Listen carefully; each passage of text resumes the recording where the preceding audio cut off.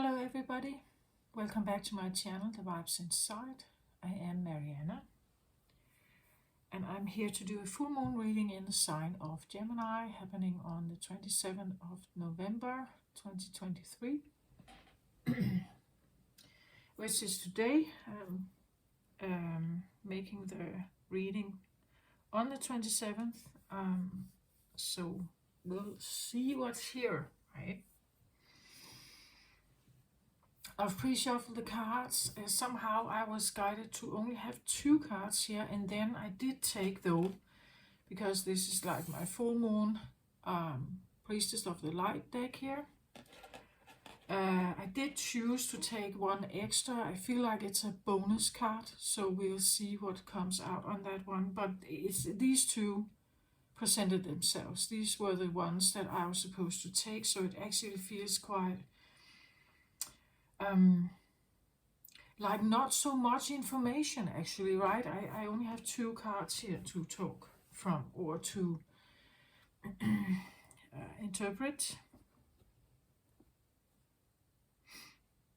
Gemini is air sign, the first air sign in the zodiac, and it's a full moon, so it talks about wrapping something up, about maybe another person, because of the twin element, right? That the twin, again, we could have something about opposites, wrapping some issue up about maybe an opposite. Like twins can, they can look similar on the outside, but internally, emotionally, they can be very different, right?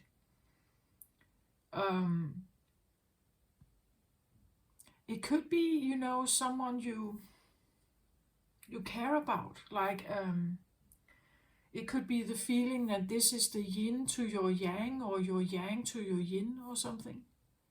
It could be an internal thing, that you kind of wrap it, you're getting to an end of something, you're fulfilling something, you're finally achieving something about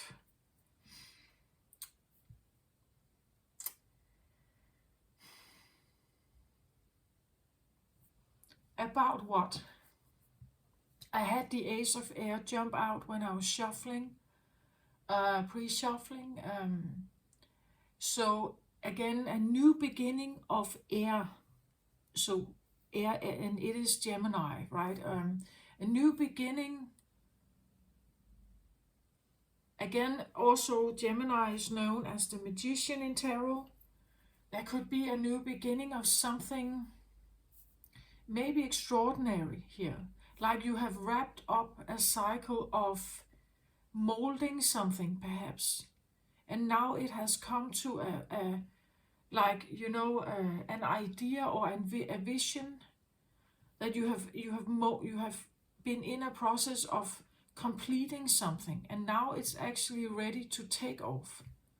Does that make sense? Like something, a new way of conducting yourself, maybe. Gemini is, well, air element, throat chakra, third eye chakra.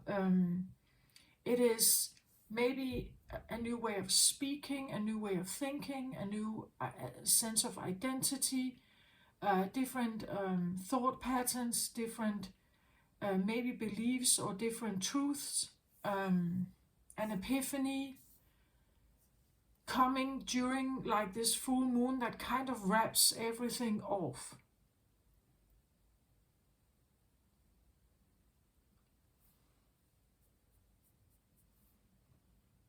And the process you now have for the next fortnight, from this full moon till the next new moon, you have a time here given where maybe you realize something, and you have this time to kind of complete, you could say, especially the next 3 days, where the full moon is very potent, to kind of wrap something up.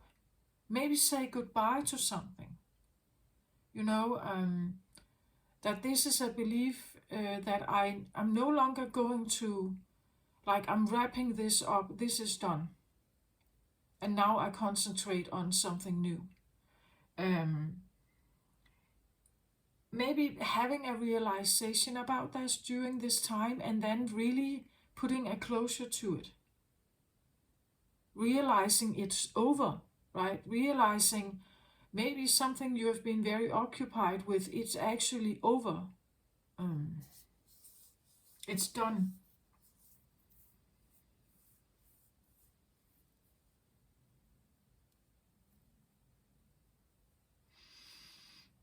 Gemini is quite curious. It's the first air sign, right? It's curious.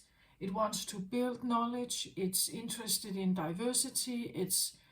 It just wants to understand. It is, curious. Sometimes it gets itself involved in something that it didn't anticipate, right?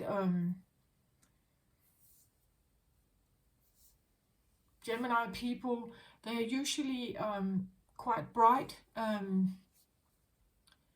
clever, quick thinkers. I feel like also sometimes a bit playful. They like to mingle and just get new impressions.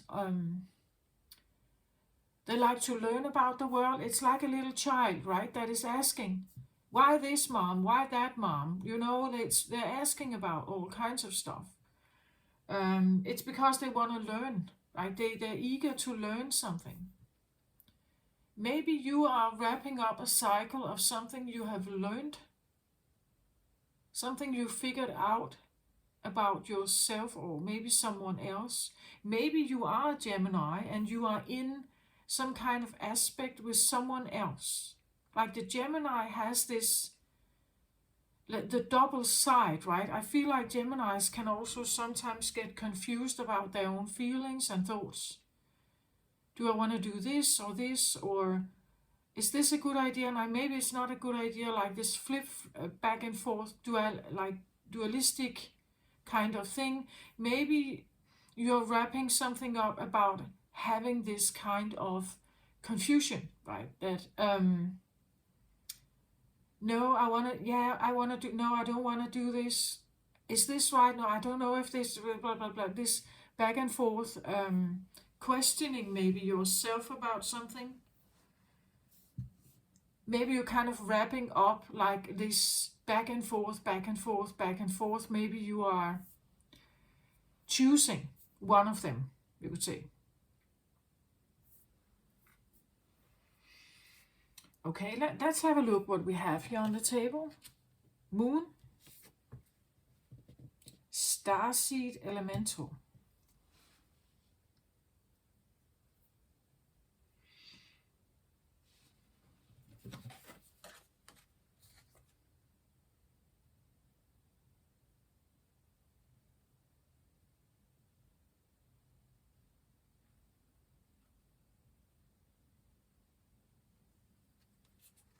Well, moon and full moon.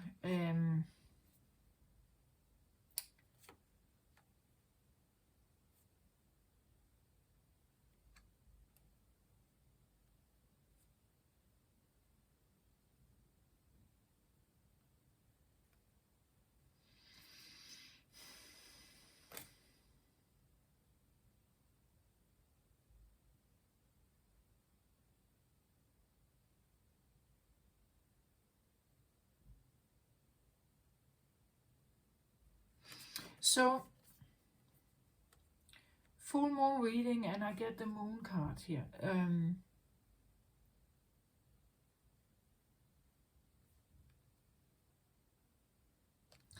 Well, maybe some of you out there are, again, it's a general tarot reading, so it will not be for everyone, right? But moon is, well, moon energy is of course moon energy. And a full moon is like a completion. So maybe you are in a completion mode, whatever that means. It can be maybe you feel like I'm done with this, and you feel the emotions of that. Moon energy is Cancerian, Piscean energy. It is emotional. It is it can be like moon is usually something we say it's a bit hidden, maybe a secret. Maybe you go through emotions that you don't like, like shadowy emotions.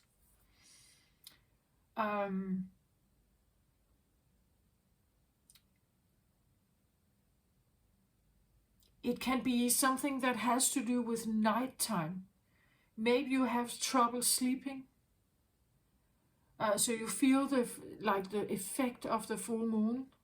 Many people actually react on the moon and can have trouble sleeping, perhaps when the full moon is there.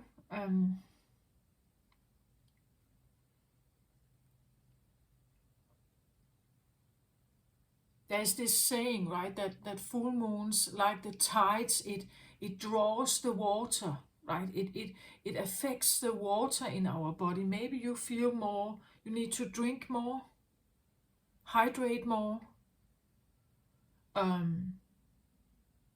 Like feeling the effects of the moon, I get here, like feeling the effects of the moon.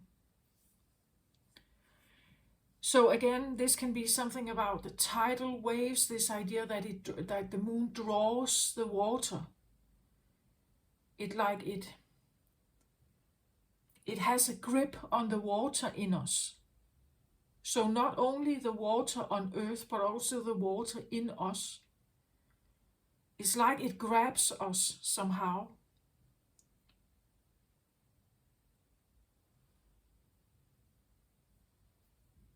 And maybe feeling that a bit more, like it can be an emotional thing. Maybe it's your sleep, maybe it's like twisting and turning during the night, not feeling a bit restless. It could be hydration. It can be emotional, like an emotional tie, or like a hook on your emotions somehow.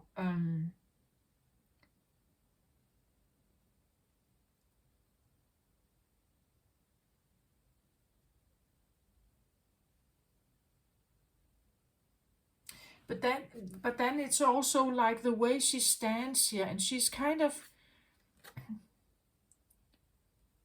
I don't know, but it looks a little bit to me like she's kind of just doing like that, like releasing some or letting something be kind of let go of, or I wouldn't say thrown out, but a bit like that. Like, oh, this, I don't need this anymore, so I just throw this out, right? Like having this motion of like away from her somehow.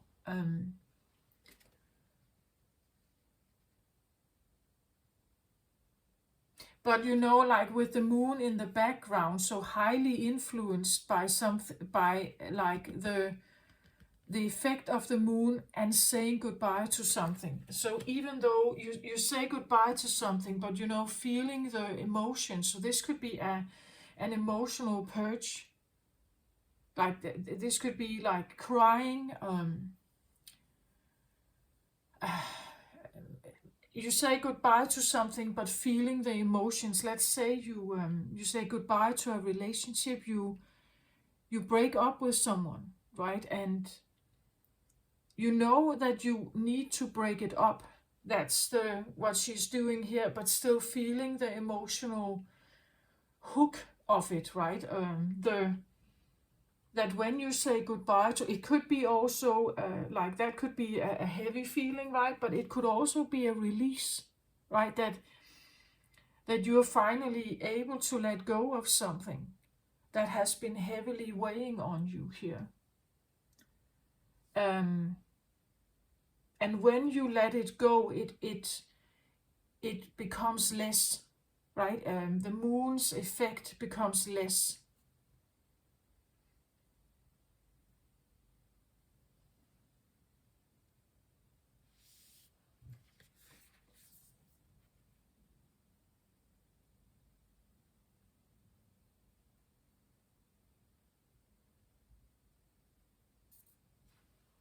Starseed elemental here.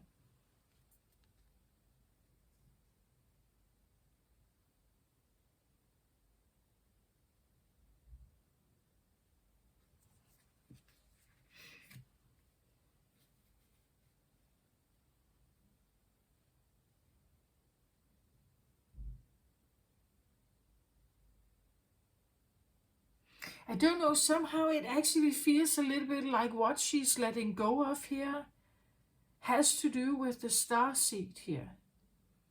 So either it is like, I need to let go of something here to connect with something else here. Like whatever this card is, it blocks this.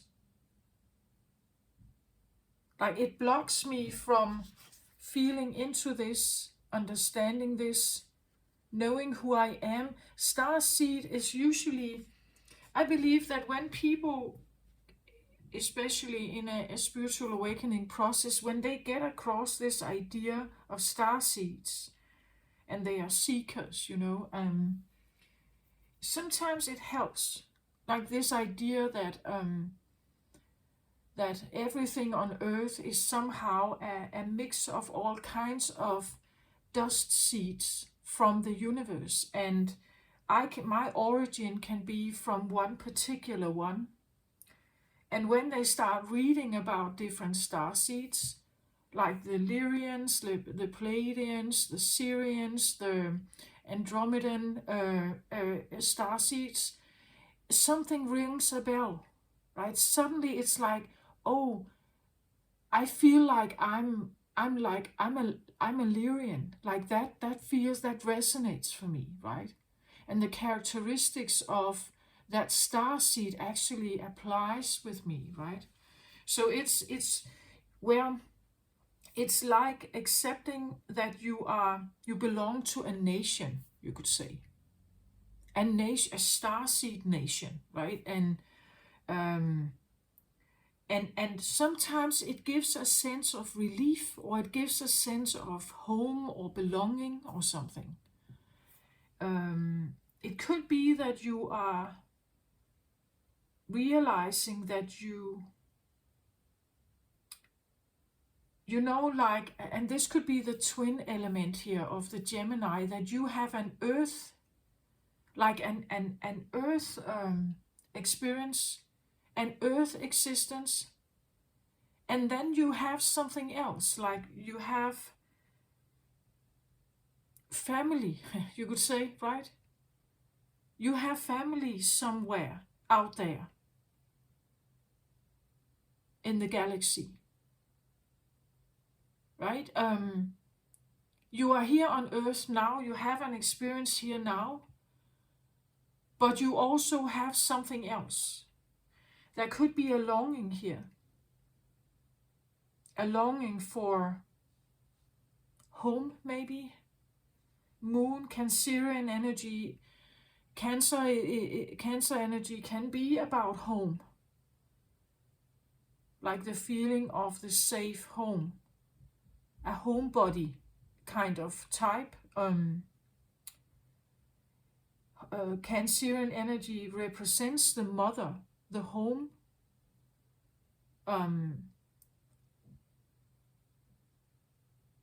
the ancestral line, something like that. There could be a longing or a grief maybe here about something here that you feel connected with somehow. So either you could say you throw the whole idea away, letting go of something here. You throw the whole idea away that you belong to a starseed group, or you are throwing something else away here, letting go of something else, completing something, so that you actually align yourself with this. This can be, you know, like prejudice. Like, but if I tell people that I belong to the Andromedan galaxy, they will think I'm crazy, right? So as long as I'm not doing that, I'm a normal person.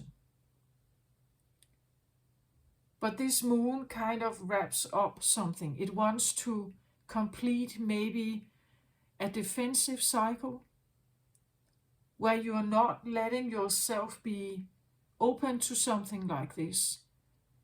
And maybe that's what the moon cycle is, that you have felt it, like you have felt it was there. And now you are throwing away the things that kind of prohibit you from feeling more into this. So either one way or the other, either you're dropping this idea entirely, or you are embracing it. I want to say one of the things you can look for, if that is the case here, is which is going to make you more happy or fulfilled. Which one allows you more peace, more calm, maybe a feeling of more home? To accept it or to shove it away? Like, I feel like the moon represents also your reaction, right? If you embrace it, how are your emotions then? Like, how do you feel about that? Do you feel a sense of relief? Do you feel a sense of, okay, I got a kind of answer to something? Now I finally understand why I've always felt strange or an alien here on Earth. You know, if you have had that feeling.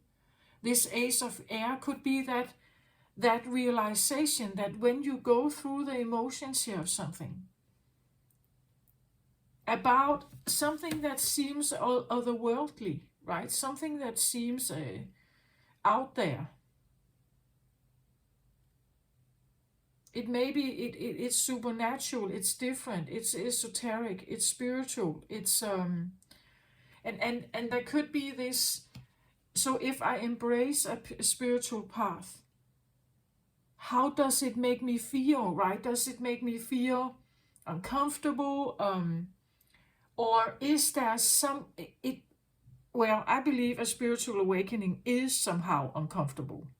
Like you will be faced with certain things that you may not want to look at, like is, for instance, going through some kind of traumatic wounds or something.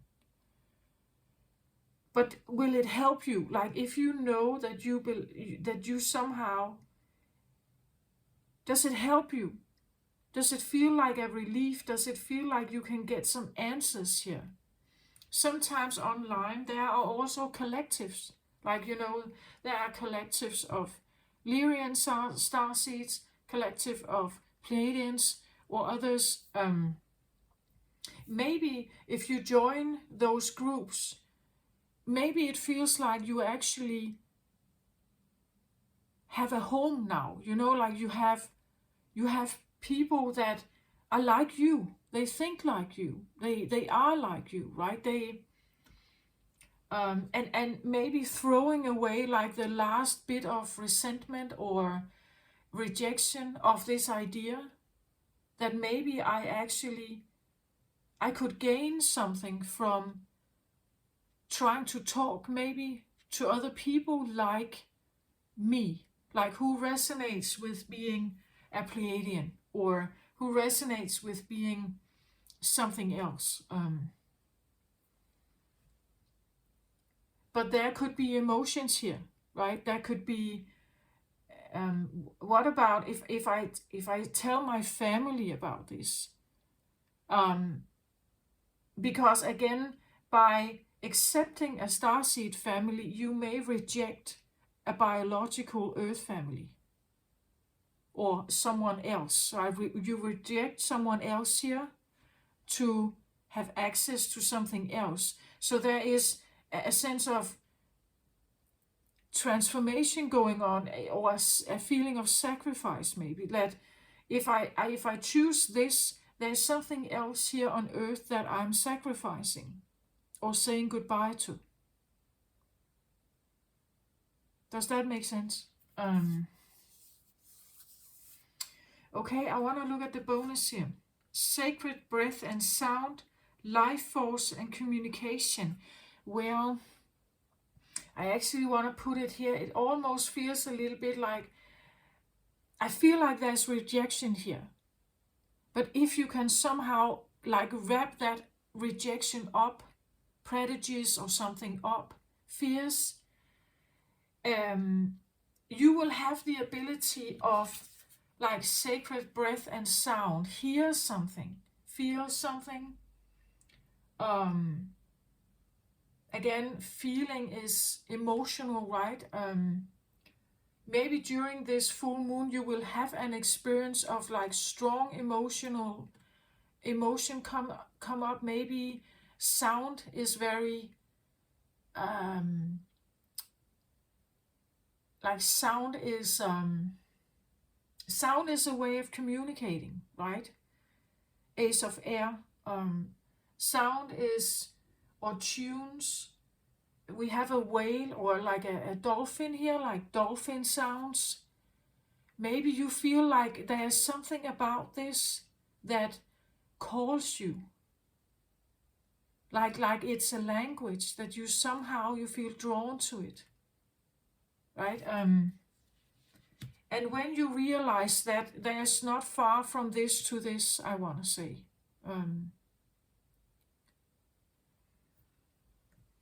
And it says life force communication. So it's like your life force, your communication may be linked to something. Maybe you feel like if you actually accept this about yourself, that this is so reviving, like again, as I said, like a homecoming, a feeling of this is where I belong, this is my true family, this is where I know I will thrive here. Like this is, like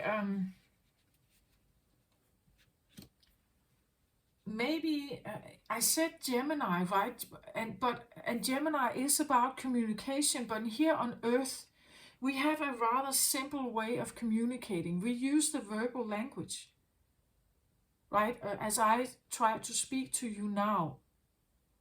And because you know the words, you can interpret what I say, what I mean. But there is so many more ways of communicating than just words. The verbal language is actually a lower vibrational way of communicating. Telepathy is the quickest. Like the quickest, easiest, and most complete way of communicating. Like telepathy is quick, and you get everything. Like you get the thoughts, you get the feelings, you get maybe the pictures. You get it's from one to another, bing, then it's there. You don't have to explain, you don't have to, like, because when telepathy is awakened, the empathy is awakened. And if both, like, easily have this, you can start, by using maybe just a few verbal languages, and then the other will say, yeah, I got it. You could say, if I should do this reading for you in telepathy, I would click on the channel. I would say, I'm going to do a full moon reading for you in the sign of Gemini. I believe the theme is this, and then I don't have to say anything more. Then you would instantly know.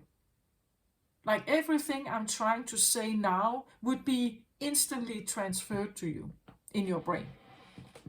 in your emotional system, in your brain, right? That's how telepathy, it's so quick.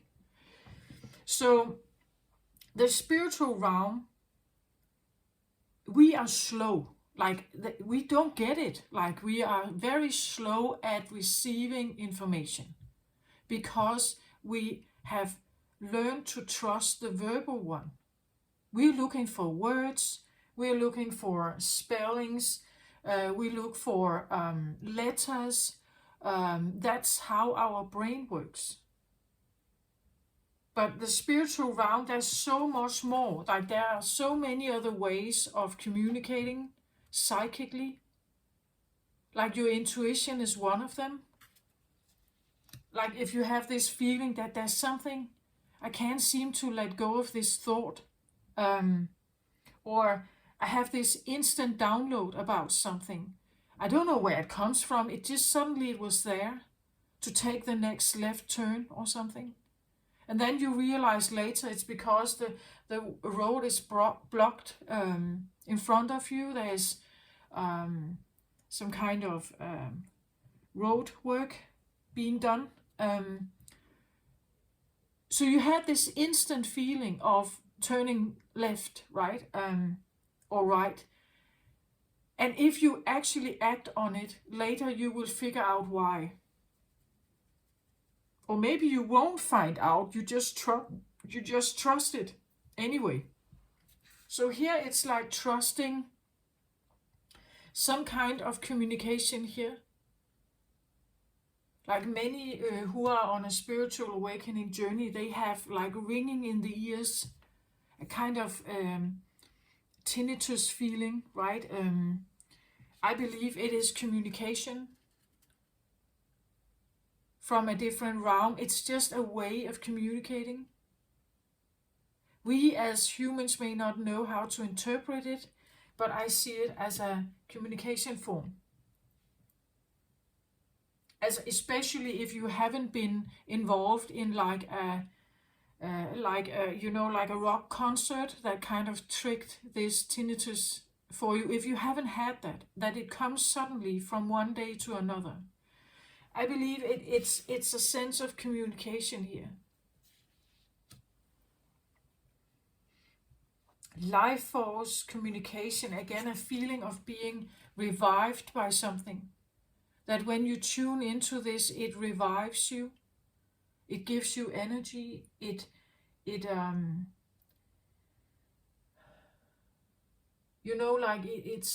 restoring your batteries. That your life force comes from more from that place than maybe here on earth. So let's say if you have been exhausted here, that being here feels like exhaustion. It's difficult to breathe here. It says sacred breath and sound.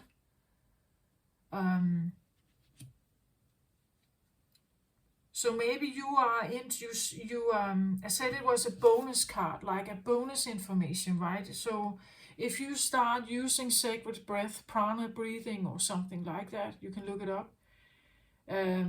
Deep belly breathing, and you allow the sounds to just come in. Like you may not know exactly. I believe people who work with the idea of light language, which doesn't sound like a known language here on earth necessarily. Again, I feel like it's a kind of verbal word dance, and it has a certain message. It's like music vibration. Like if you are into what is that called?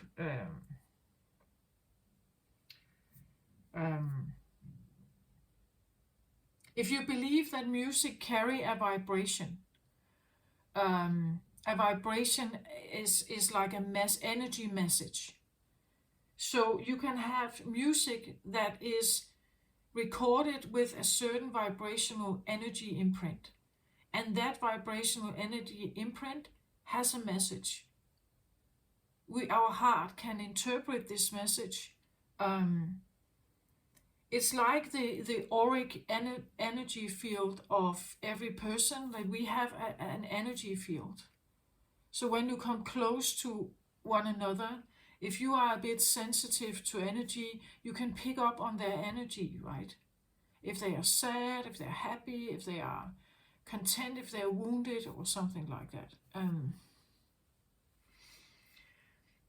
So every person has a sound, or you could say a music around, musical imprint around them, or a light imprint, what feels right for you, energetically, right?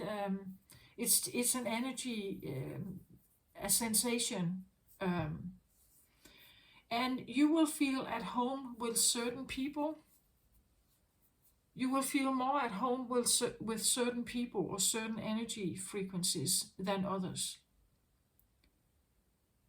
But you know, sometimes, especially light workers are usually born into families that are not like them, where there is no support to whoever they are, and they have to go through different life lessons, maybe become awakened through some kind of process to actually realize their true potential, why they are here, right?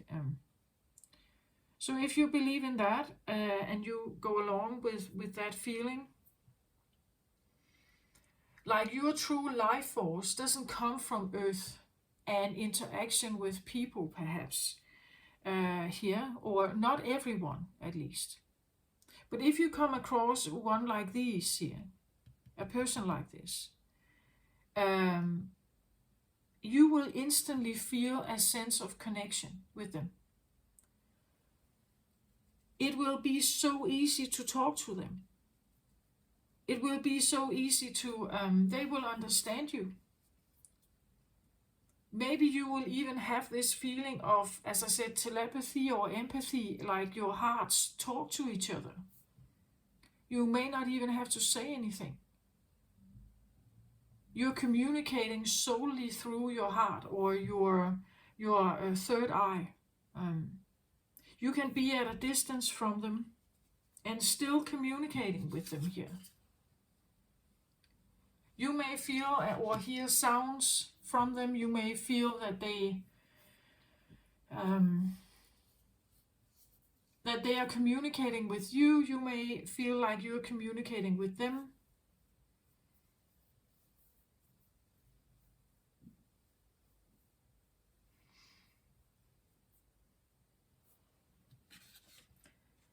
It's interesting how this comes across for me. She has closed her eyes. I feel like she's kind of envisioning something, you know, from her hand. Then there's this light that comes up, and what she sees here is a dolphin. So she's trying to connect with something, and what she sees is a dolphin. She doesn't see a person.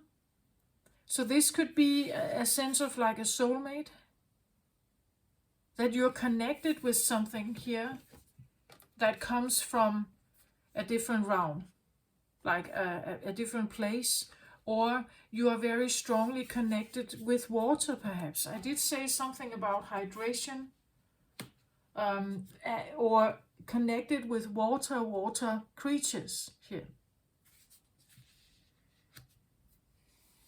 Again, moon is Cancerian Piscean energy. Very psychic, usually psychic, very intuitive, sensitive, sensitive to breath and sound, perhaps here. It is a Gemini, but somehow I feel like it's because the one, I said something in the beginning about dealing with someone else, like you are in a contact with someone else. And this could be it, like you are you're in contact with something else here. You know, but many of us, we would say our soulmate is a person, right? We want it to be a person, a lover, a person.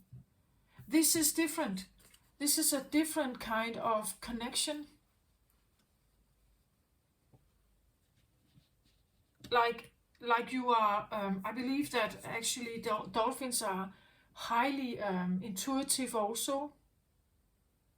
They use sounds to communicate, right? They're very good swimmers. They are fun. They're playful. Again, this could be a Gemini dolphin here, right? It could be they again, as I said, they are Gemini are usually chatty. They can be fun to be around. They are curious. They can be playful.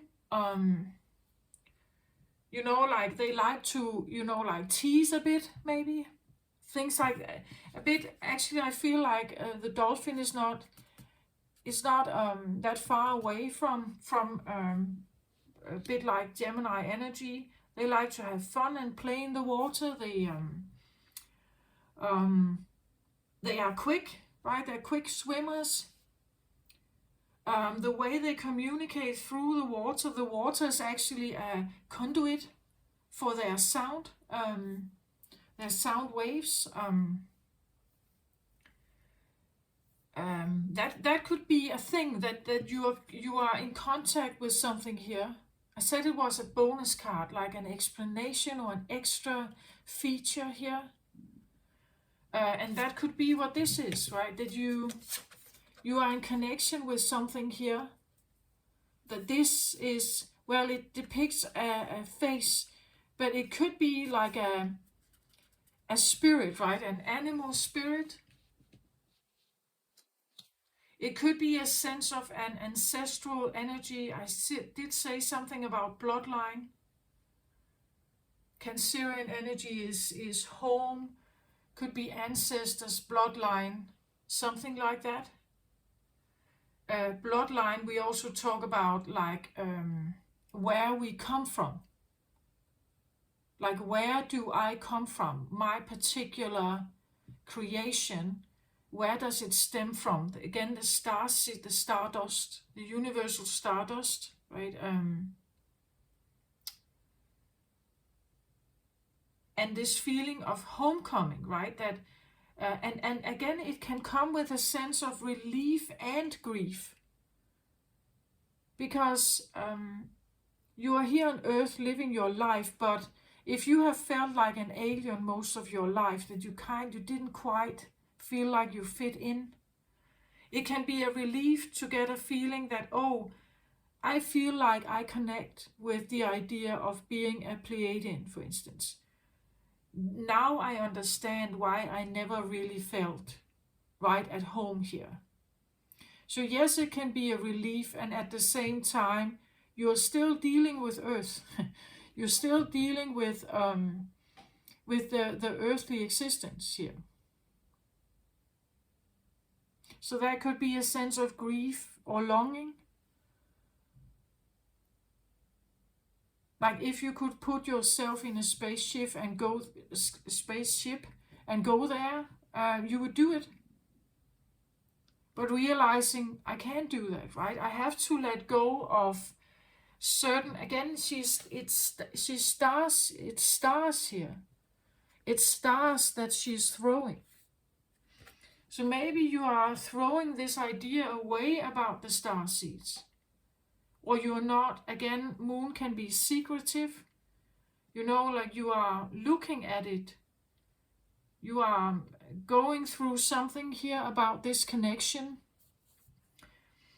Maybe you take a stand, I don't want to invest in it, because how is this going to help me? Like, I live on Earth. I have a practical earthly life. This is just fantasy, maybe. Or maybe it's a part of me, but it's something that I can't realize. Like, I don't know how to get to the Andromedan galaxy, right? Or you're realizing it's energy. I feel the energy, but if I went to the Andromedan galaxy, maybe there's nobody there. Not like me in physical form. It's an energy. So either you're saying goodbye to it, throwing this whole idea away, choosing the earthly life you have, knowing that you may belong somewhere else. It has maybe given you a sense of completion in some sense. knowing that you can connect with something here, but it's not present with you. Like it's not in your life. It's not there. Or the other way around, you choose to throw away the things that prohibit you from diving more into this.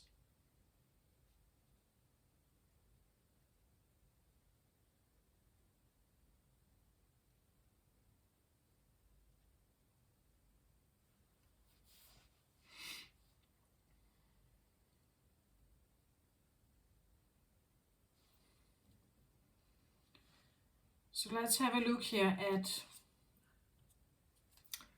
I wanted another card on the moon here. I get eagle.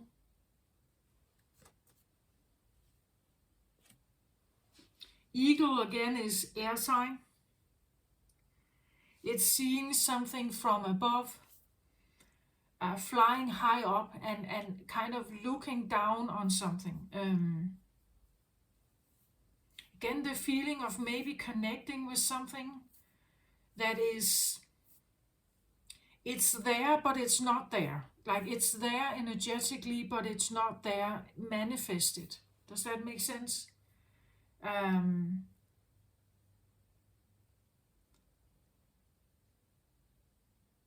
feeling of, like being tuned in on maybe like an intuitive psychic level with something. And that is what you can feel. Like you can feel that, but they are not in a manifested form. Like maybe they are dead. Like maybe this is a connection with an ancestor here, or a deceased loved one who is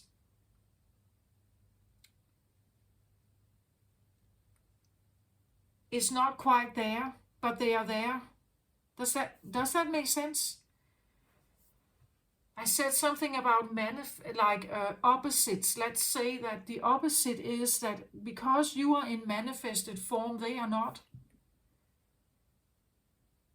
Like that could be I wouldn't say the twin element, but the opposite of you. Because you are in form here on earth, they are not in form somewhere else. Does that make sense? So a feeling of, you could say maybe someone watching over you, like they fly up here, they are somehow overlooking you, or there, there but not there.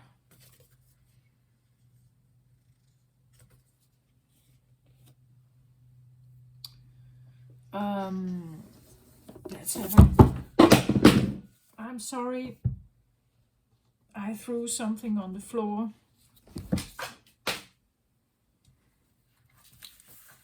I don't know if that's a message, feeling that you were dropped.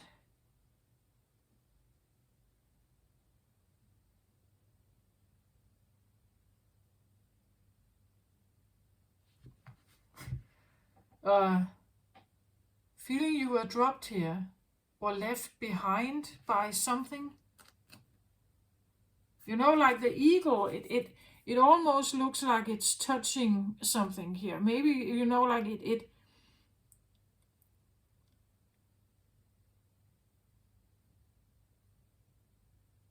like it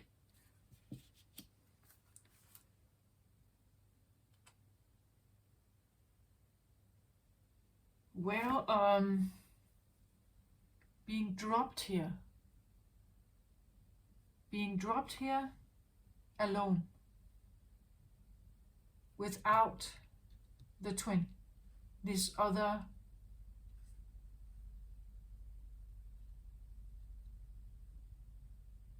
and longing for them.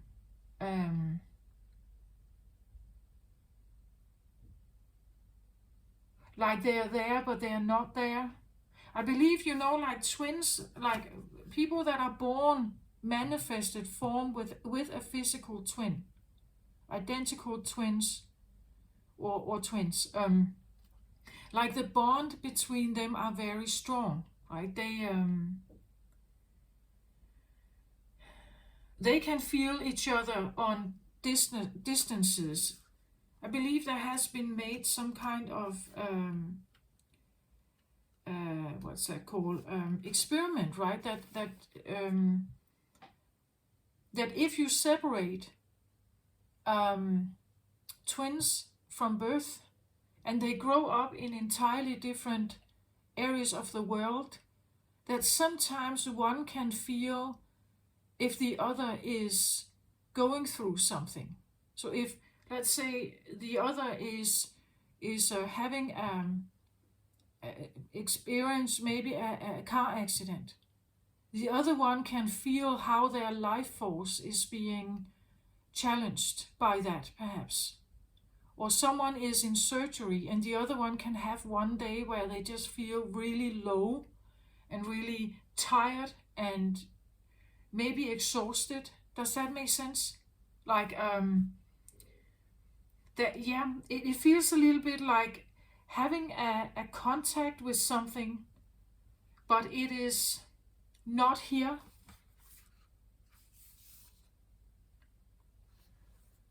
Ego come from the east, the place of the rising sun, a new beginning. She soars high in the sky, sees the smallest detail with clarity without losing track of the bigger picture, and nest in the high mountains. For ego, there are no obstacles, only opportunities. She calls you to ascend, to acquire perspective, so you can fly wing to wing with great spirit. Yeah, I get the feeling of like it being called.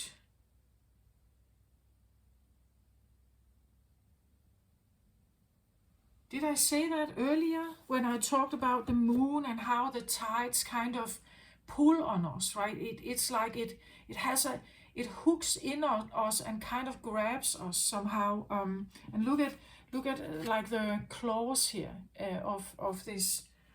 Like it can grab us and kind of keep us in a position emotionally, right? For egos, there are no obstacles. They are high up. Nothing is challenging them. Where here on earth we may feel we are not without challenge in life, right? But up here there are only opportunities, no obstacles. You are free of the earthly attachment up here. It could be the feeling that something is hovering and keeping an eye on you, but not in form. And the way you can hear them or connect with them is maybe through meditation, maybe in your dreams here, moon energy, maybe when you are alone and it's quiet. There could be a sense of longing, missing them.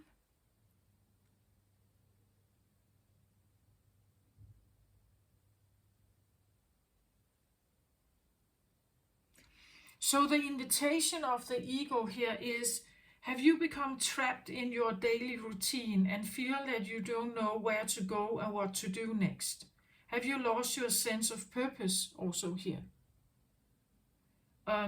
Egos invite you to take a deep breath and spread your wings. When was the last time you opened them? Ego reminds you that your spirit was born to soar to the heavens, upwards, right? To seek like connection.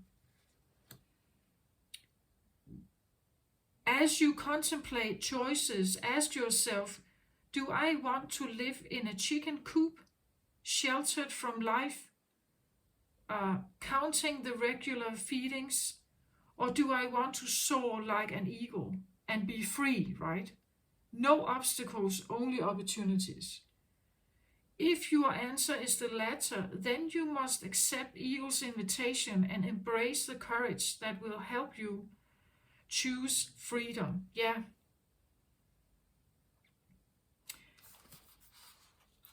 yesterday in the Virgo reading, I talked a bit about something like that as well, like being in the cave and not flying with the other birds.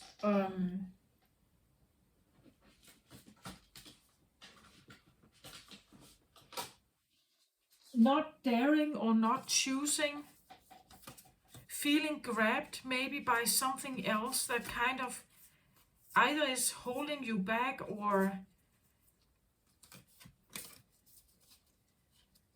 it's there. Like it's definitely there somehow, and you feel it. You can feel it with the moon energy here. There could be, and even especially if you have Gemini in your chart, I believe that there will be a stronger sense of grabbing you somehow. Or you could say a stronger sense of Ace of Air, a stronger message of something. It's time to see through the eyes of ego. Let your vision of the whole and of its parts become laser-like, and set your priorities straight. What did you come to do in this life? Did you come to climb up the ladder of financial or social success? Did you come to become a better person? To heal your heart, or to release your essential self? Or to realize your essential self? What is your divine mission here on earth? No more excuses. Of course you do not have enough time, enough money, or enough sleep. Yet the time is now to fly to your chosen purpose. If you postpone it, you are betraying yourself. Look through the eyes of ego and consider every obstacle an opportunity. Where you set your intention is where you will end up. Free yourself and live your highest destiny. Fly, it says. I did say something earlier on about that maybe you need to release some obstacles here to embrace something else. Like to embrace that you are something else. That you are not just your ego self. Moon can talk about an ego death. That you let go of something to realize or to obtain or become something else here.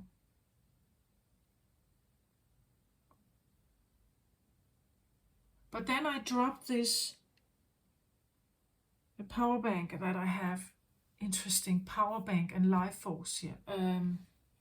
It could be that during this full moon you have a drop of power, of life force.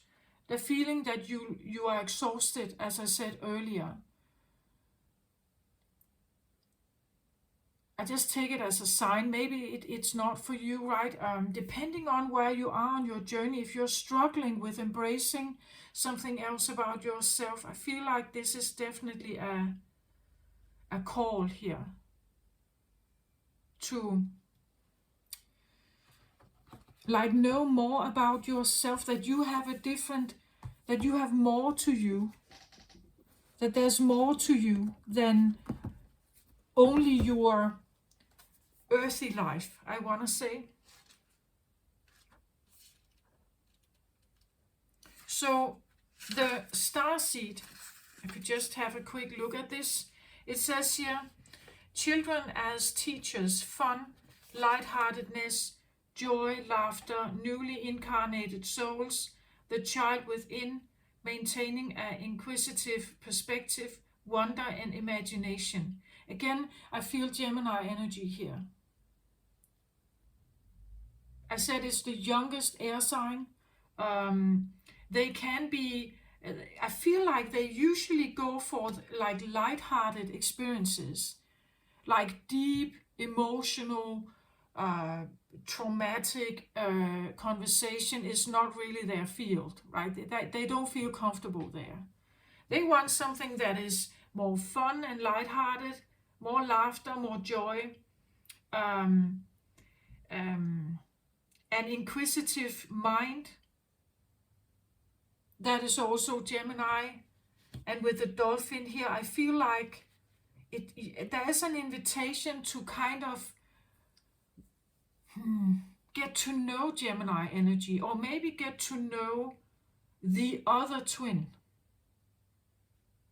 Like if you know the sad twin, you know, like it's like there is an invitation to get to know the happy twin here, the other one. Being with children can be a great way to recapture wonder, right? Wonder, innocence, unapologetic truth, and wisdom. Again, I get Gemini here with that. Their realities are not yet muddied by shoulds and cannots, and their imaginations are often so wild and creative that they can be our biggest inspirers. Furthermore, as their incarnation from pure spirit is more recent, they are still aware of energy and have a natural psychic awareness. Yeah.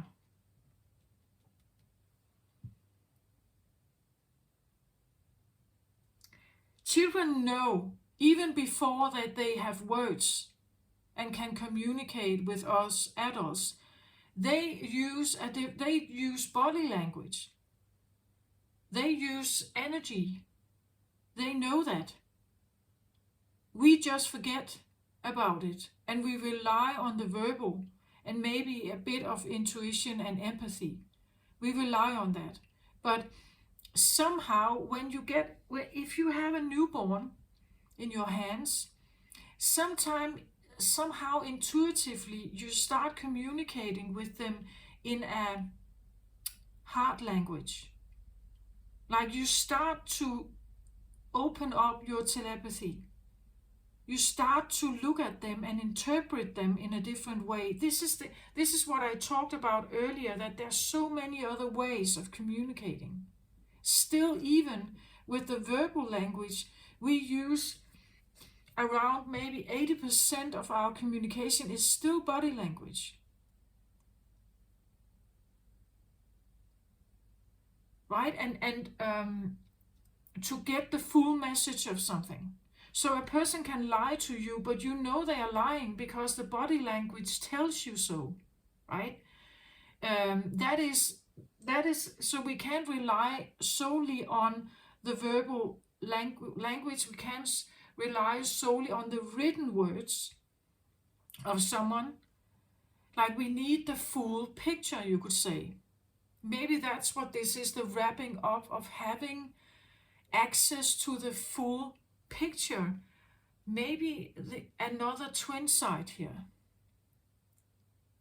A light-hearted, different way of communicating, where this feels like much lower. Like this feels sad, secretive, hidden, shadowy, dark, maybe, as I said, grief, sadness, exhaustion. Here we talk about life force energy. Here we talk about losing perhaps life force energy, right? That maybe the completion talks about, and now I think about my dropped power bank here. Like maybe it could be the feeling that the eagle here flies by and drops this power bank right on your head, right? And you feel this instant glow up of life force, like you have been missing, like there's a part that has been missing. Sometimes adulting can become too serious. When this happens, bringing a childlike, light-hearted sense of play to your perspective can be the most productive way to rebalance. Facing challenging circumstances with inquisitiveness can bring joy to whatever we are accomplishing. Imagine stepping into a child's shoes and seeing how they perceive the world. If you have a problem, consider how a child might solve it. That's what the starseed here is. What an amazing thing to figure out. Again, I get a feeling of relief and maybe a bit of rejoice, but then also a sense of sacrifice and sadness, like realizing it has been missing, perhaps. Like you didn't have this in your life. So you have lived a life maybe more. Again, I get this feeling of like a missing twin here. A missing twin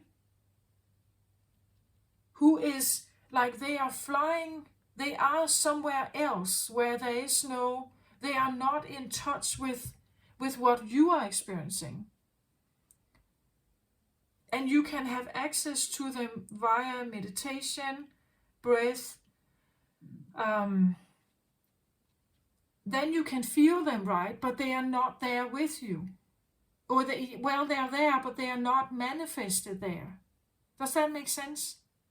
As I said, if you could have a spaceship, you would fly to them. You would fly up there to them and be with them. It could be this feeling of I have arrived here on my own, but they are not here. They are here, but they're not here. You are in manifested form, they are not. They are hovering, like the feeling that they are there, but you can't touch them. You can, like they never land beside you and sit there and talk to you. They are somehow a bit absent, but they are still, you can still feel them. You can still talk to them in your mind, perhaps. You can, or through your heart, you can feel them, but the absence, there's an absence. A longing or a missing. Does this make sense? I don't know. I just feel like the dropped power bank here could be a sense of like an epiphany coming in. A new voice, a new identity, a new part of yourself being dropped. Like they come in here and drop it. And then they fly away again.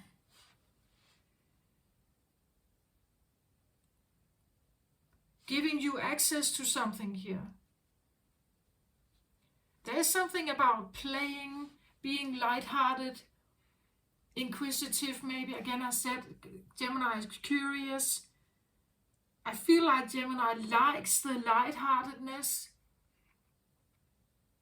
of seeing or realizing something for the first time. Like the aha moment, the wow moment, this great, right? That is more Gemini-like.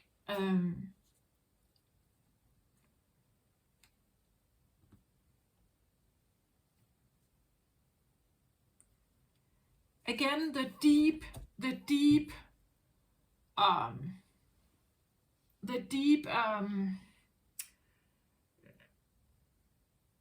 like more lower vibrational energy here of looking at traumas and like the emotional part of a conversation like that is not really, I don't think that's a comfort zone for a Gemini. I think they can do it, right? They can do it, but they would look more for something lighthearted. Like a child, right? A child would not fester in the sadness and the deep well of something if they could go and have fun somewhere else. They would do that.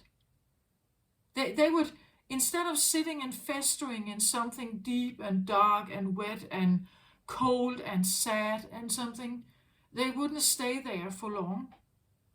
Like then they will see a ball and go play with it, or they will climb the next tree, or they will see a butterfly and run towards it. They wouldn't sit and fester in something here.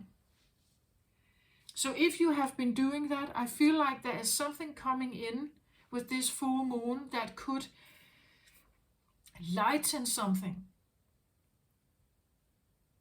Or like if you sit in the well here and you have been like really going through the ringers of something, contemplating on something. It's like someone reaches down with a hand and wants to pull you up out of that tunnel, or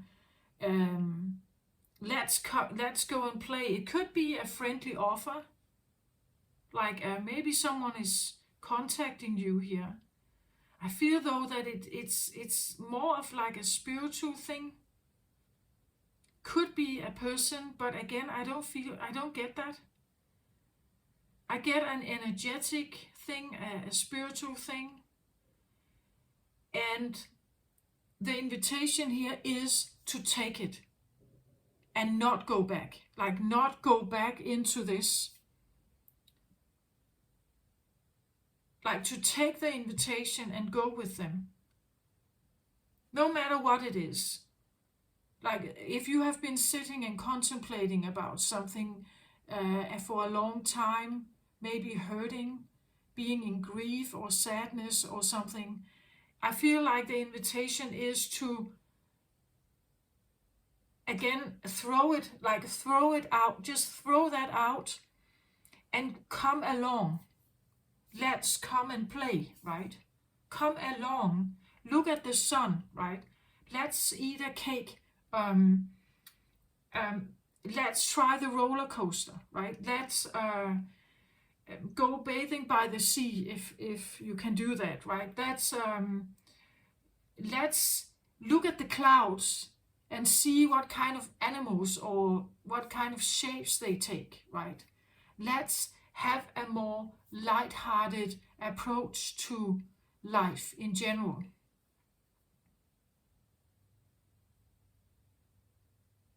And somehow I get the feeling that this side is the one that has been missing. This is why you were in the well.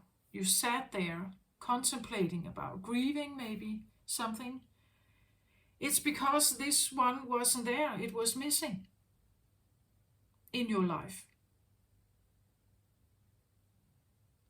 The fun, the joy, the lightheartedness, the inquisitive, childlike approach to things, it wasn't there. It's like it was gone, like that.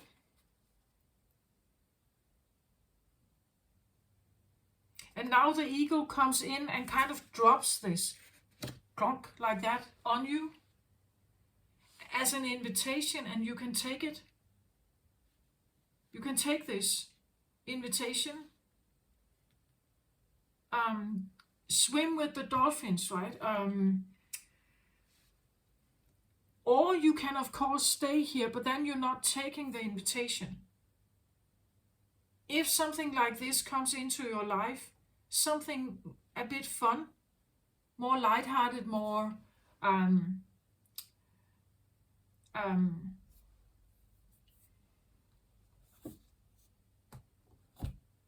it could be a sense of, like also maybe reconnecting with your own inner child.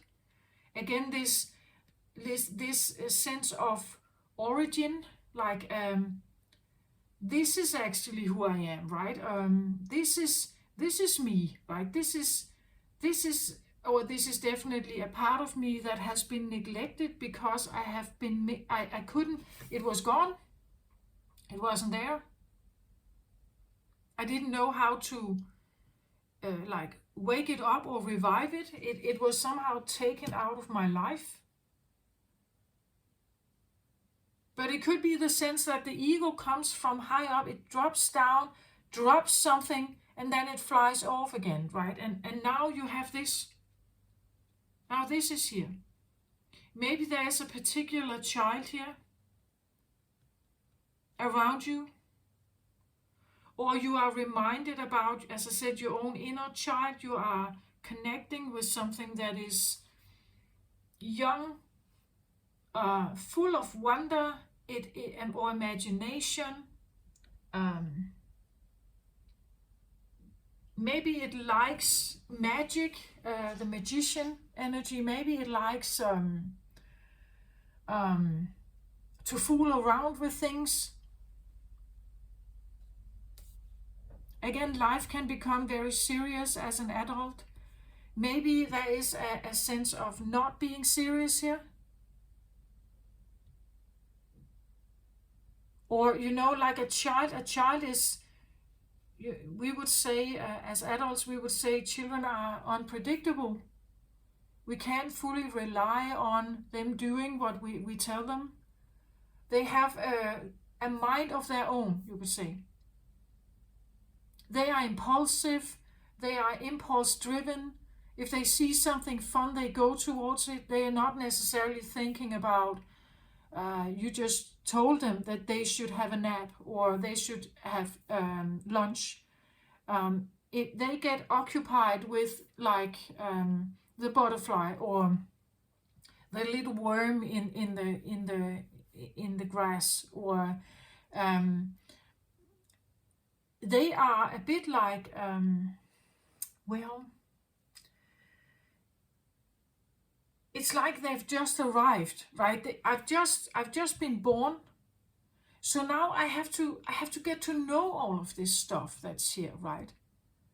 And there are so many amazing things, right? And so maybe there could be something about maybe a hobby you have forgotten all about, maybe like a friend you want to reconnect with. Maybe it's a hobby, a place maybe you want to go again. Maybe there is a sense of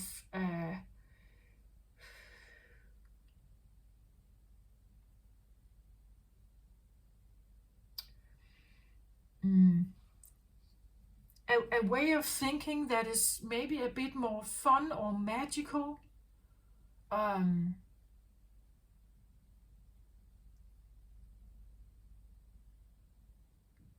Moon, Cancerian energy can be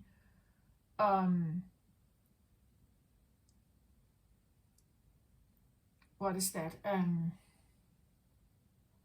Like caring, considerate, kind. Maybe you are even more kind to yourself, like you want to play a bit more, you want to have more fun, and allowing that in is a kind thing. Like it's a kind gesture for yourself. Doing playful things, doing things that are maybe young, like rediscovering maybe small little things in nature. There could be something about, I feel like also energy here, that you realize you can hug a tree, right, and feel the energy like a child. Or you feel like you can establish a different kind of contact through your breathing, maybe through a sound, a bit like echolocating, like you can hum something maybe, and then it's like there is a response from the water, maybe the sea or the tree or a flower, or you're reconnecting with a new language, a new way of communicating with something. It's like a door that has been closed to your earthly experience that is kind of potentially, it can open. It's an invitation here that if you just trust it, then you can open that door and you will have an extended experience here on earth. It now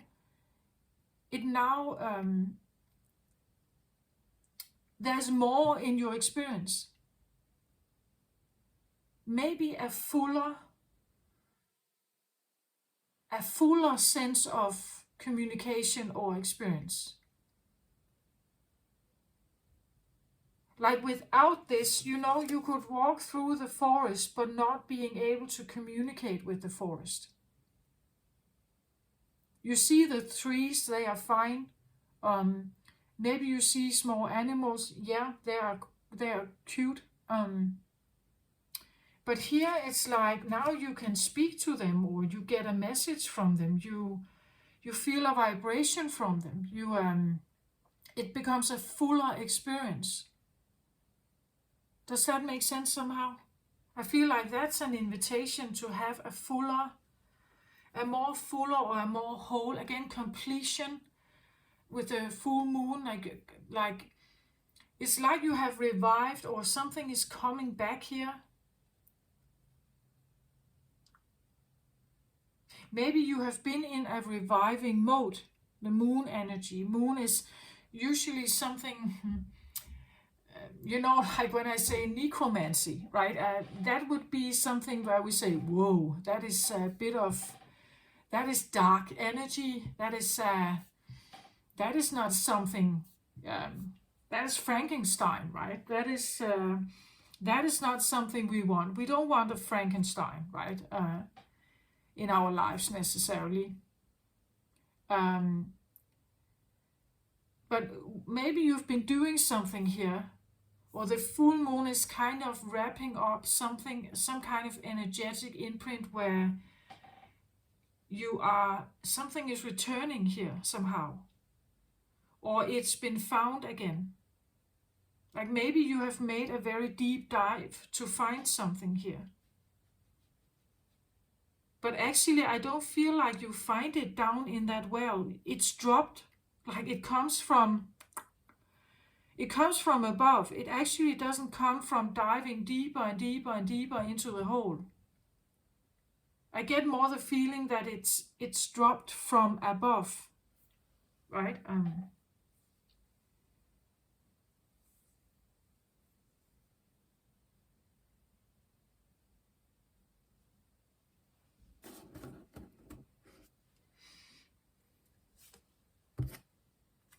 So another card on the moon here, woman holding a heart.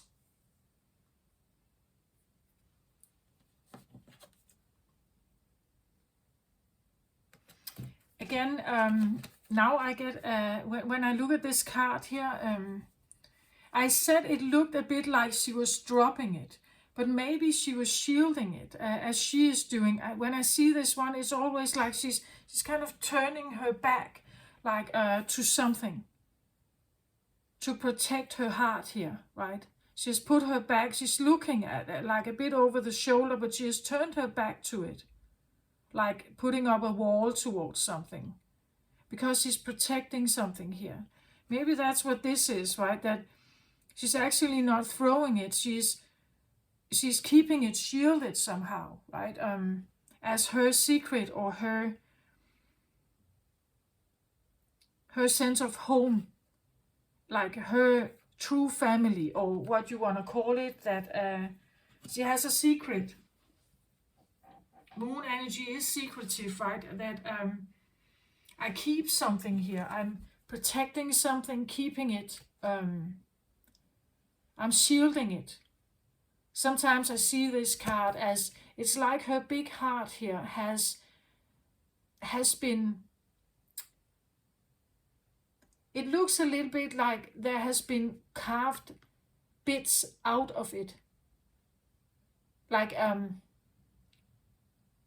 she has been in certain relationships, right? And every time she shared her heart with someone, it's like when it ended, it became like a wound, right? Therefore she's protective of her heart here, because there has been taken a bit too much of this heart, right? So she's protecting it here, not wanting others to see, or influence her here.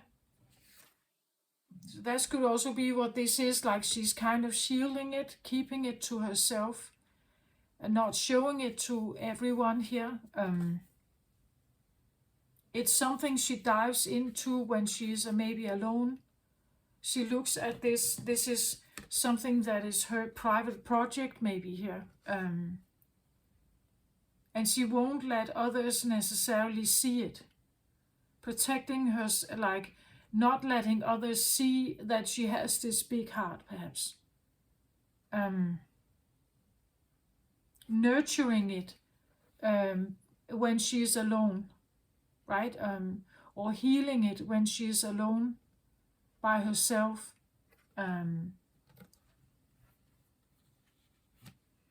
Again, I feel like spiritual awakening journeys usually takes us away from things we normally would trust.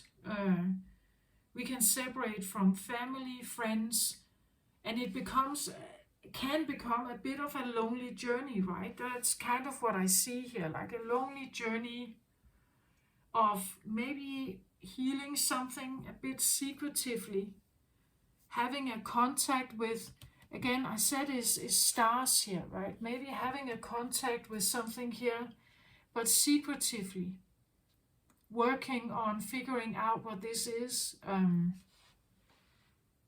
protecting herself from the outside world, not sharing what she is experiencing.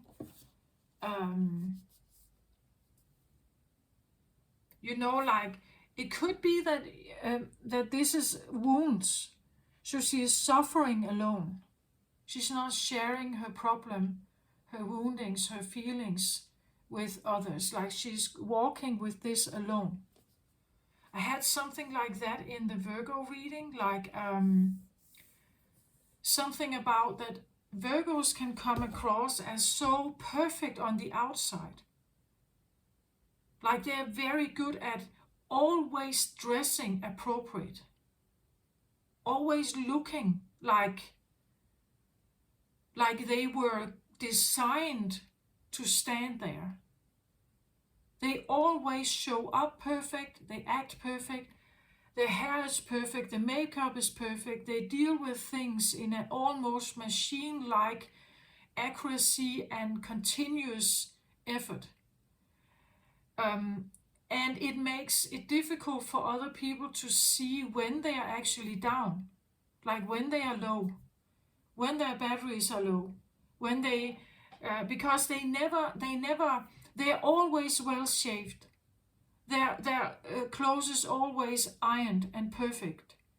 They never slip. And because they never slip, it can be difficult for others to see if they're actually suffering underneath all this perfectness.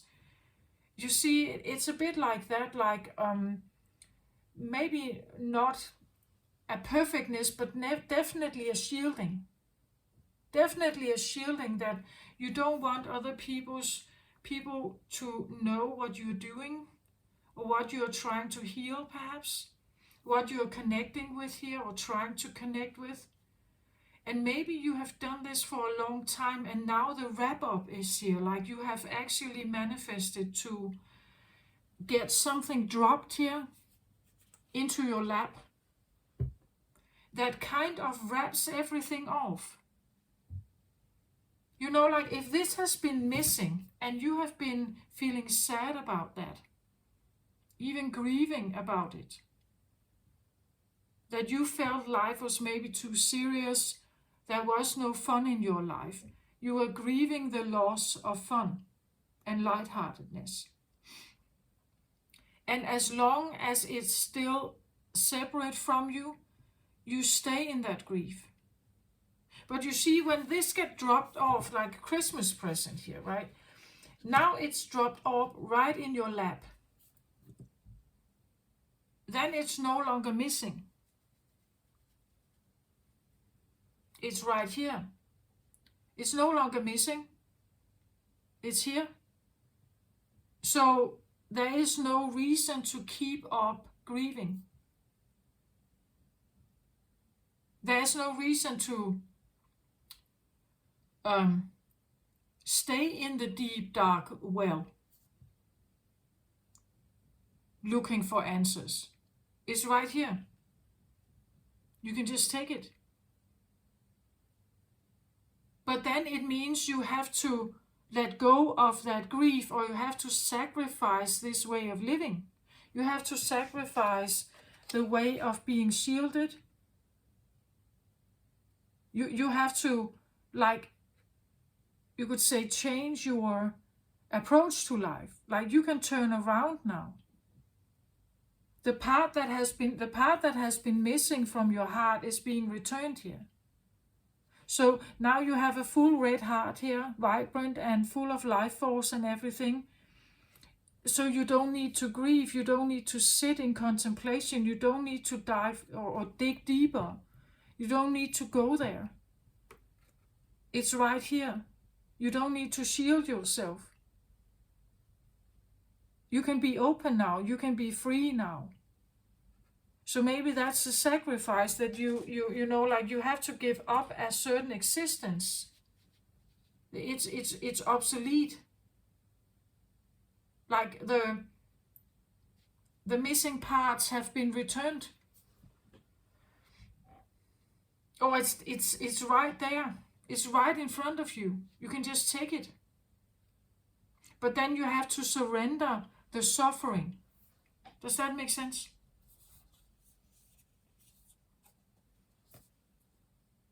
Or the secret, or the... Because you let something in. If you take this invitation here, you let something into your life that is easier and more fun, lighthearted. It's a different kind of life. So it's like a start of a new life, a new way of living your life here on earth, where this is present. You just have to accept it, or surrender to it, perhaps, or so. Like you don't have to suffer anymore. You don't have to sit in grief or loss. You can go towards something that is much more lighthearted and fun and easier and everything.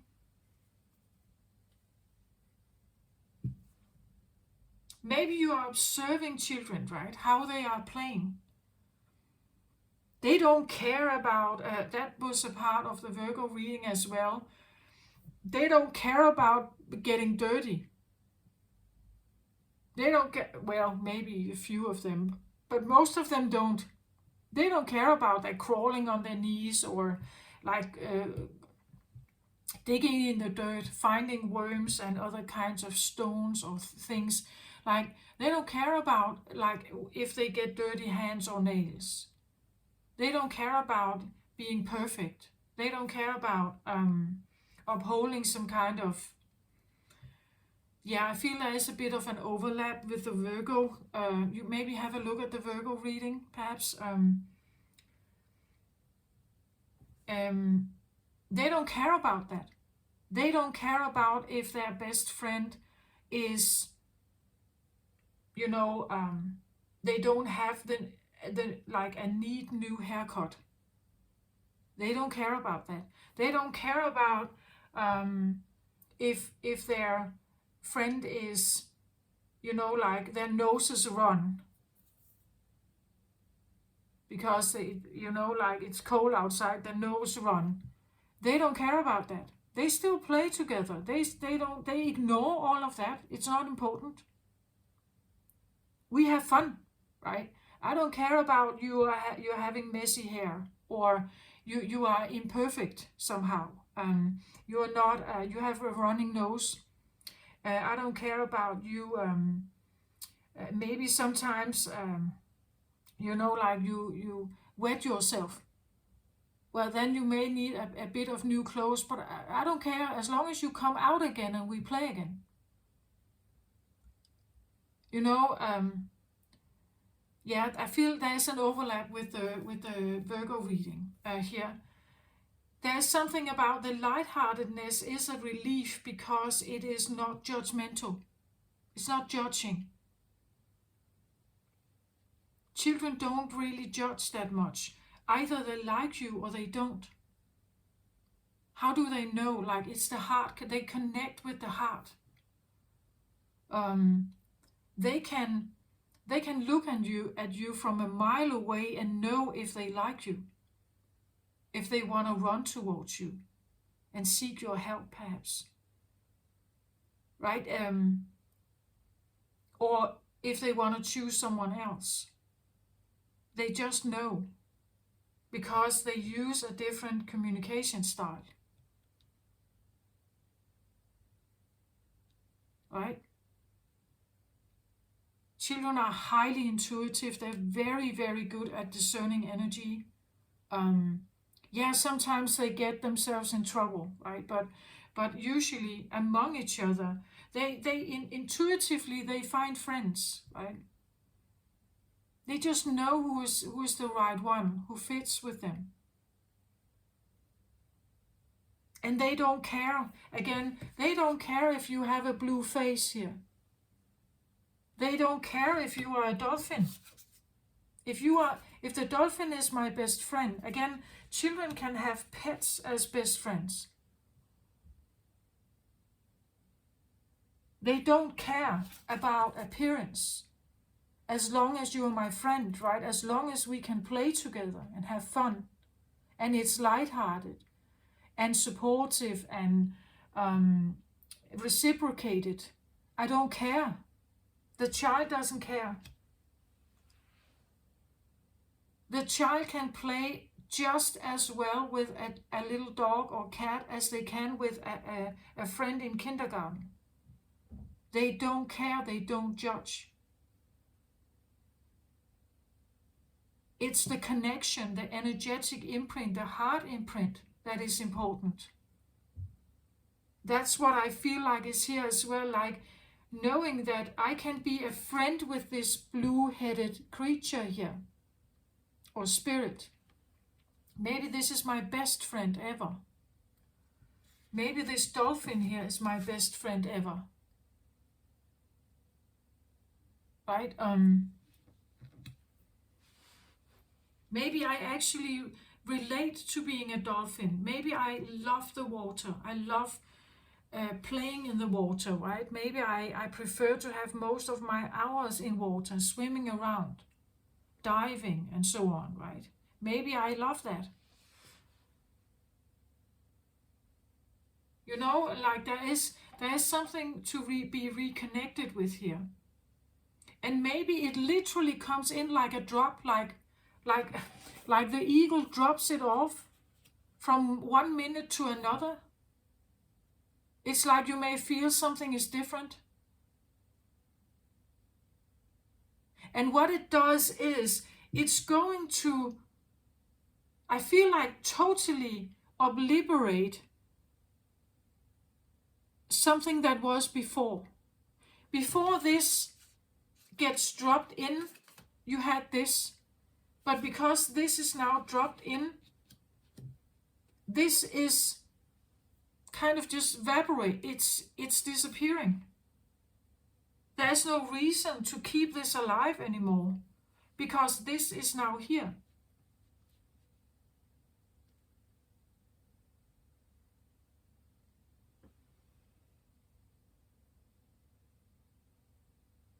So, but again, it is an invitation. Of course, you can stay in this. I don't know if you want to. I don't see, like, the point of staying here is not obvious. It's not rational. But the point is that what you may experience during this full moon is like this idea of like a new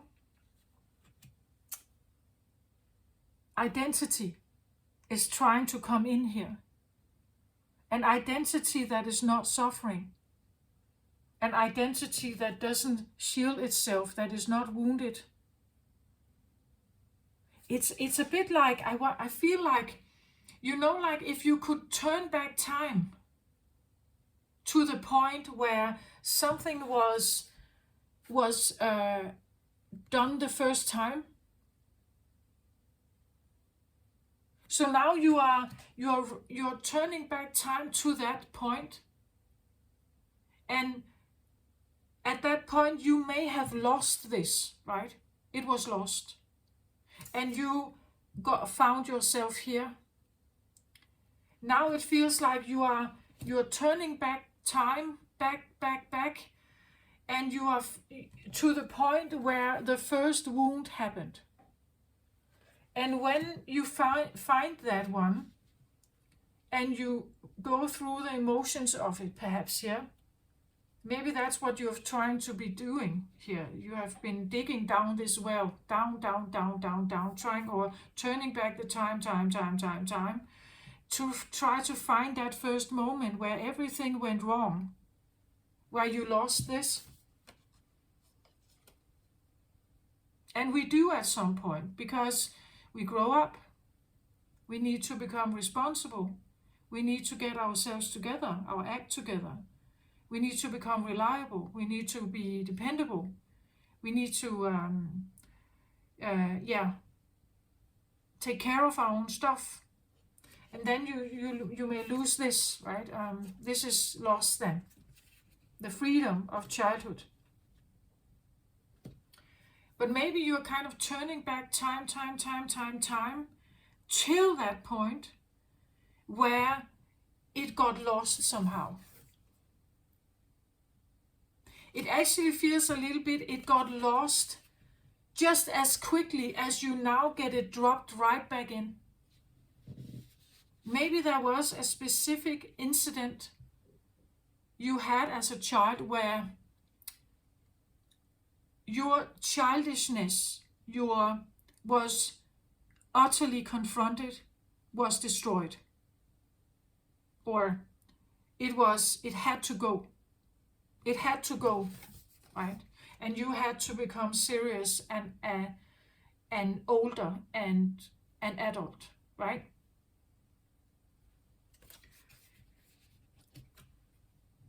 You couldn't stay free and young and unattached anymore. You had to become serious, more serious. So maybe something happened where you lost some of this. And I feel like turning back time till that clock, till that time where this happened. And when you realize what it was, you are now, it's kind of almost, I feel like, coming in from maybe an ancestor here, dropped right in your lap, and from one minute to another, it kind of changed, something is changed. Maybe you haven't really realized what it is, because you have been digging here so long. You've been looking or suffering in pain and grieving for so long. But now it's like it's back here.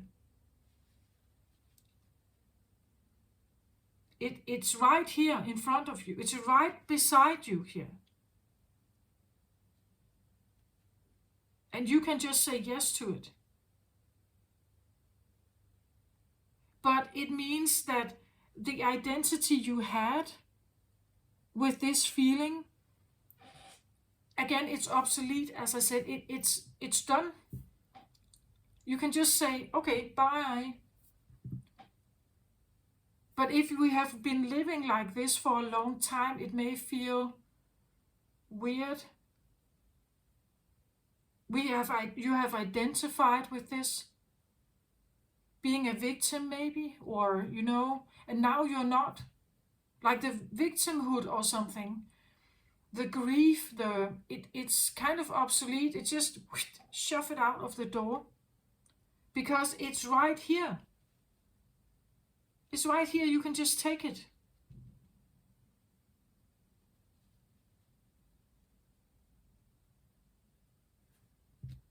It's returned. What you have been looking for is returned. It's here. Like a soul retrieval or something, right? Being dropped here from the ego. It's like a soul retrieval at suddenly it just manifests, it's there. And you don't have to you don't have to sit like this anymore. You can now trust again. You can become more lighthearted. You can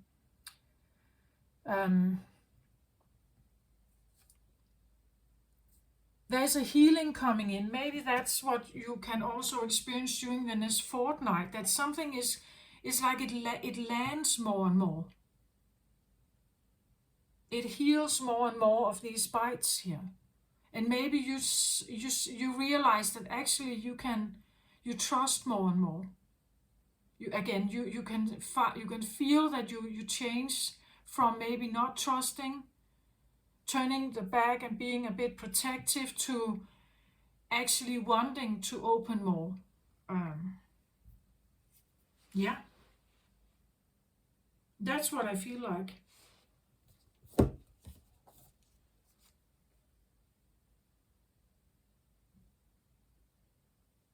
And maybe she is literally throwing something. She's throwing this like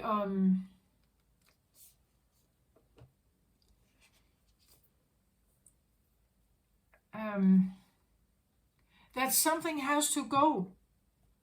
Like you need to sacrifice the suffering you or the grieving you to have a new beginning, to have joy in your life again.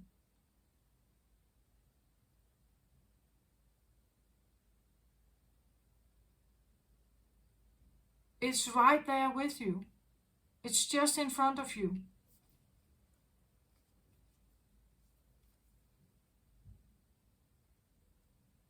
Could be a sense of a heart opening, emotional. Maybe it feels a bit frightening, right? Because if you have had a life where you haven't trusted, like actually maybe you feel, you have relied on this way of being for so long that you feel more comfortable here. This is familiar. So what may come in here is not familiar. And that is a challenge. That can be the challenge of this full moon, perhaps.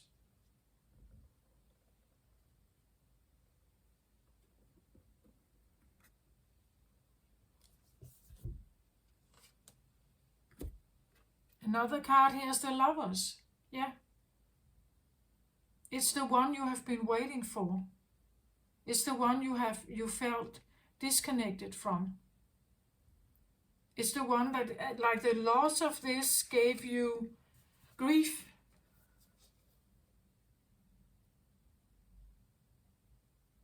But again, as I said in the beginning, it could be the feeling that they are energetically here. Maybe not in a manifested, well, maybe you will find someone who has some of that energy, right? But it could be a child also. But otherwise, I want to say it could be like an energetic imprint, just a knowingness, a feeling, an empathy, maybe telepathy here, that there's a contact with something that wasn't there before. And because, or it has been lost, it was lost a long time ago. And now it's here, and because it's here, it allows you to open more up. Make choices from your heart. Deeply emotional commitment, the power of love here.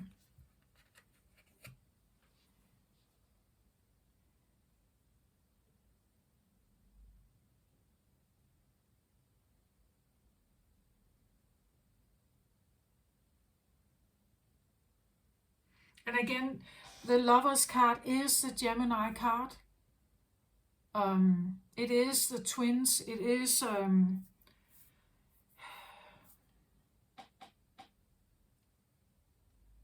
again, it can be this feeling of opposites, man, woman, manifested form, spiritual form, or spiritual energy, or non-form. But it's still a love that is so strong that it cannot be disconnected, no matter what form it takes.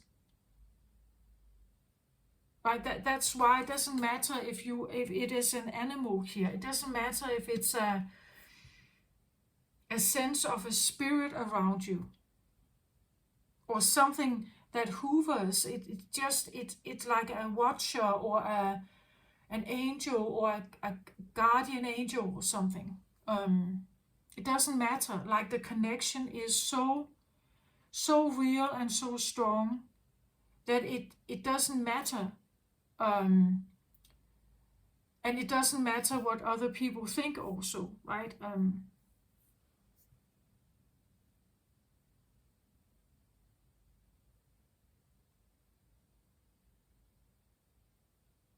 Does that make sense? I don't know, but I hope so, that it somehow makes sense. It's a very strong connection here. Again, maybe you have been, as I said here in the beginning, maybe you have been trying to throw it out. You didn't want it. You didn't want to look at it. You rejected it. But now it's like it kind of, because you know that when you reject it, you can stay suffering. Like when you reject this connection here, You can stay in what is familiar or where you have control in your life, even if you're hurting. Right? You can keep up an appearance even though you are hurting inside. But if that's most familiar to you, you can do that. But when you are embracing the starseed here, when you embrace that that there is something here that speaks to me or calls me, or I dream about someone here, I dream about something, I get messages about something here, I can feel very strongly that I'm related to something, or that I'm connecting with something. I just can't see it, right? It's not there. I can feel it. It's around me. It's around me when I sleep. I dream about it maybe.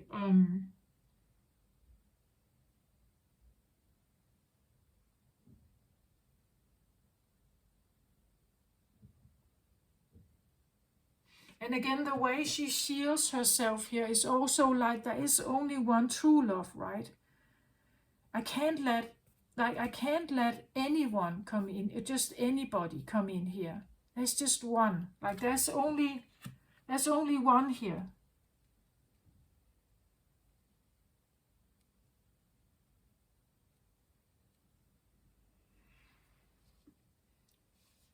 And as long as I miss them, as long as I'm separate from them, as long as I long for them, as long as I'm grieving them, then I'm a victim of some kind of circumstance. I'm weakened by them not being here. But then it's like it gets dropped. I literally feel like being dropped in. It's literally a power bank that was falling to the floor with a big bump, right? It's a power bank, and somehow I feel that it connects with this idea of life force here, right? It's energy. It's a big chunk of power bank here that somehow gets dropped, like the eagle here could drop it, and from one minute to another it's like there is this sense of change. Maybe you can't really figure out what it is, but there's something about maybe the state of pain that is kind of it's obsolete. But still, I feel like you have to choose it, because you can choose to stay like this. Will you take this invitation? Will you allow your inner child perhaps to emerge? Remember him, right? Remember what he was like, what or she, what were they like? What did they like? What was the best beautiful experience you remember from childhood? What were your hobbies, right? What were your what could make you feel wow? Maybe animals play a part here, or maybe things that were strange, otherworldly. Maybe you had a fantasy friend, who was a spirit here. Maybe you remember something about them, like it drops right into your lap here, or into your awareness. So like you remember something about them. You remember maybe characteristics, their way of being, what they did, how they were acting, and so on. And you realize, this is what I have been missing. This is them. This is why I have been grieving. This is why I felt alone. This is why I felt like an alien. This is why I felt like something was missing.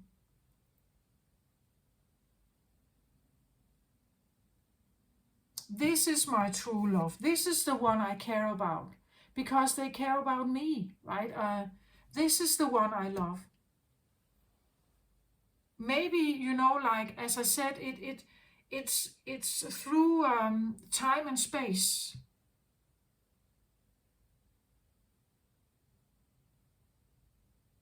It has nothing to do with human existence. This is an energetic thing. Allowing you to connect with someone on another planet. Starseed here, perhaps, right? Maybe on another planet or in another galaxy or something. It has that element to it.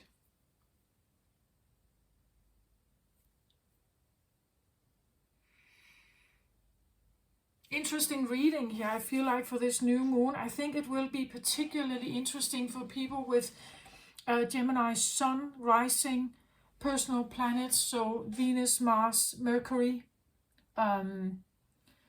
They will maybe feel some of this, that there's some kind of an incoming feeling of something here that is very, very important to the heart.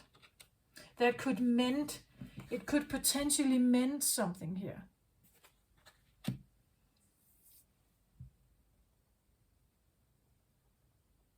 This is my new moon, full moon reading in Gemini for you. I don't know if it's a bit specific, but I feel like it's definitely an emotional incoming. It offers some kind of mending, I feel like. A healing potential. If you take this invitation, you let it in, you trust it. And again, it's probably going to challenge, you know, like prejudice here.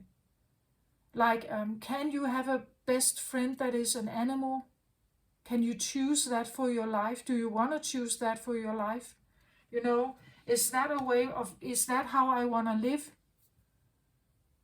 Does it feel right to me? Do I trust it? Do I feel at home here? Even though it's not what society may dictate, right? You should get married to a person, right? That is the only way. But is it? Like, I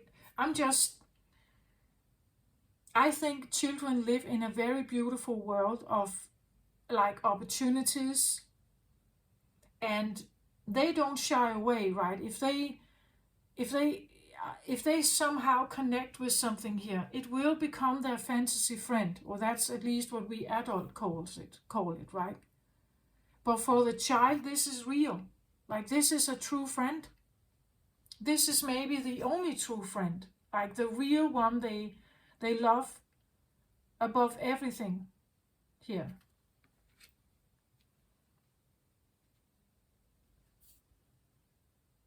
So why not? Like, I really think that. Why not? Why be miserable without it and happy with it? Like, what is the logical reason for that? And then other people may think what they want, right?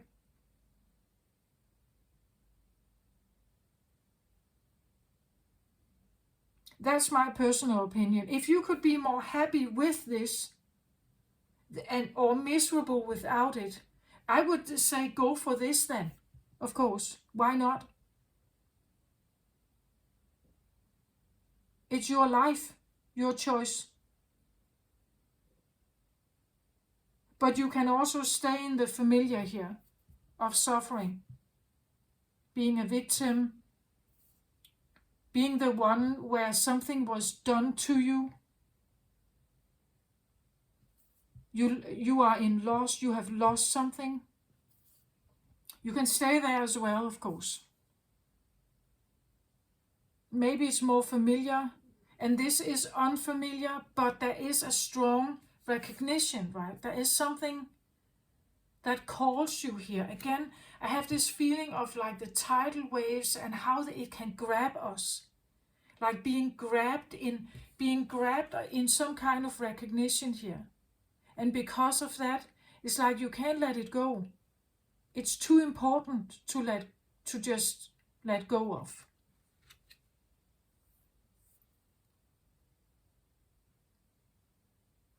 And it has to do with your happiness. That's why it is important. Sadness drains life force. So it has to do with your entire existence here. It has to do with maybe your lifespan, maybe your energy here, maybe your productivity here, your efficiency here, your power here as well. That's why it's important. That's why you can't not look at it. And if you have Gemini in your chart and you are like single Gemini, meaning you don't have a brother or sister who is your twin, maybe you feel this very strongly here. Okay? This is what I have. I hope this helped someone out there. Yeah, that's what I feel like. Take very good care of yourself, everybody, during this time, especially if it's quite emotional for you. Just breathe, relax, trust if you can here. And see what tries to manifest. What is it that comes in? What kind of information do you get? It could feel literally like an epiphany from 1 minute to another, like that. It could feel like an instant relief of something. And you don't really know exactly what happened. I send you my very best always. Take care of yourself, everybody. Love and light to you. Bye-bye.